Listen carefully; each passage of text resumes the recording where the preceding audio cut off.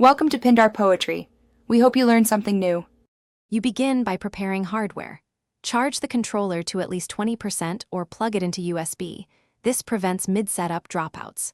Once done, make sure your laptop's Bluetooth is enabled or reserve a free USB port for wired pairing.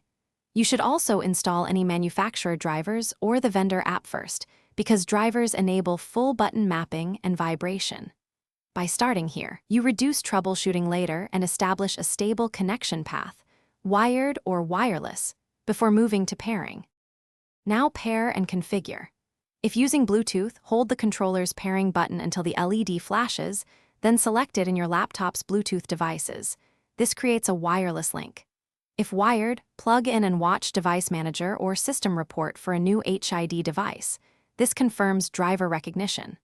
Once connected, open the Controller Configuration Utility or Steam Big Picture to map buttons, adjust dead zones, and enable vibration. These steps ensure games read inputs correctly and prevent drift or unexpected behavior.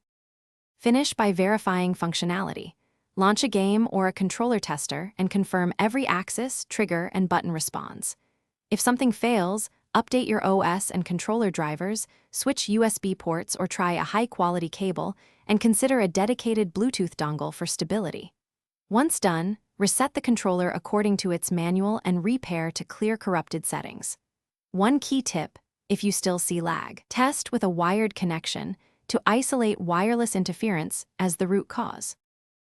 Thanks for watching. Consider subscribing if we helped you.